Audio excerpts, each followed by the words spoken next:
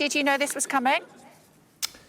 No, we didn't in terms of the specific timing, because we'd been hearing the Prime Minister say for some time that he had a plan and it was working, and all the indications were he would wait until the autumn. But it sounds from the timing that he's not really that confident that things would have got any better for him over the summer months. So we weren't expecting it yesterday, but the election's been called, and now we'll fight it, and we'll do so with real belief in the programme that we bring to the country.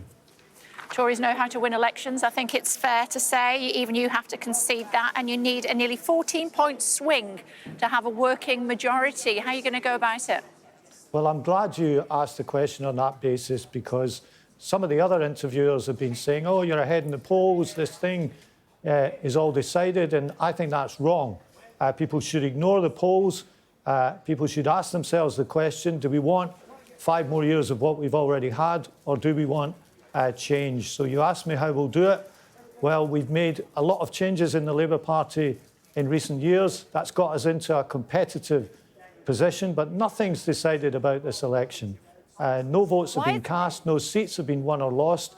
So we're going to work very hard between now and the 4th of July to win the people's trust and put forward the policies of change that we want to bring to the country, some of which we published a week ago today, and to make our case for change, and that's what we're going to do. Your colleagues can't always remember those pledges, though, can they? Why is Labour so bad at winning elections? Well, look, I think there's a theory, a complacent theory in British politics, that somehow it's a pendulum. But the results, as you've just referred to, show that it's not a pendulum, that people can never assume the outcome. And we'll only get a Labour government this time, and we'll only get rid of the Tories if people vote for it. And that's the case that we're going to make. But that wasn't my question, Mr McFadden. Why are you so bad at winning elections, was my question.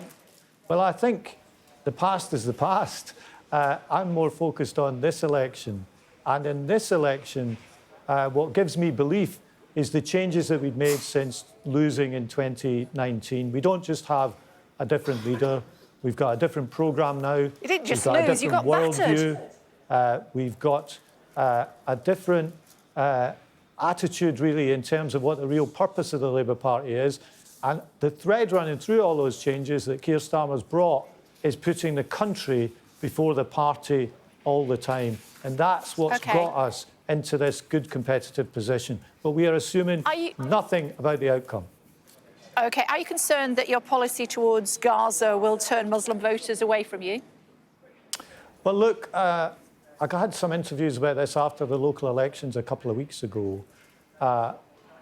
If we've lost support from anyone, of course we want to win that back, but that's people's own decision.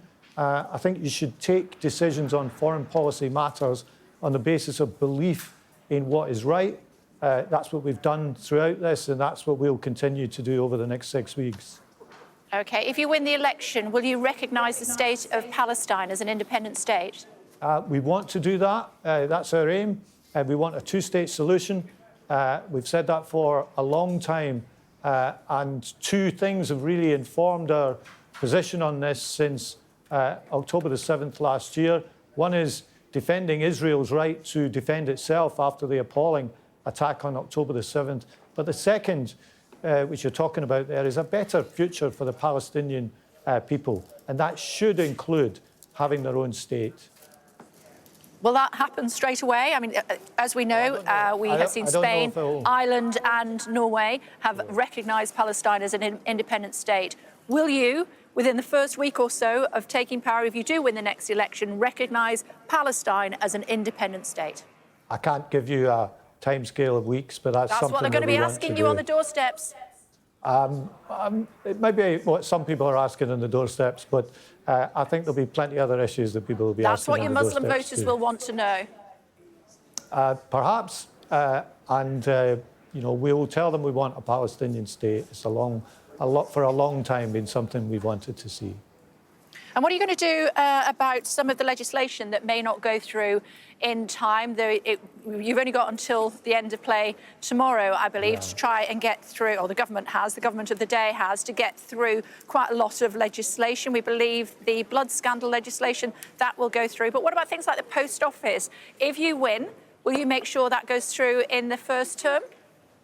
Well, there's a few of these things. There's also Martin's Law, which is about security at venues and so on. I mean, the general approach we take to this, as well as cross-party agreement, to try to get the legislation through in the next couple of days.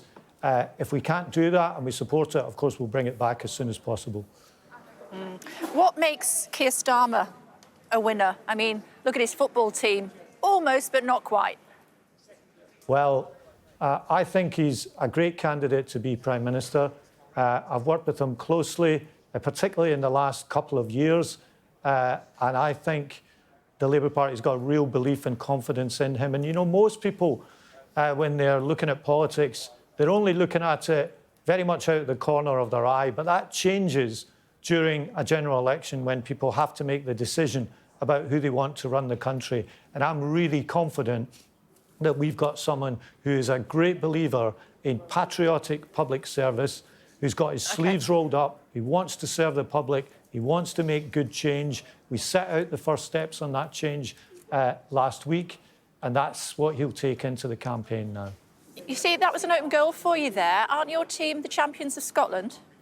My team are the champions of Scotland. There you go, I gave it to you. And I'm very pleased about that. But I'm sure for you the are. next 6 weeks, I'm concentrating maybe more on politics than football. I'm sure you are, and I'm sure we'll speak many times during that period. Great to talk to you today. Thank you. Thank you.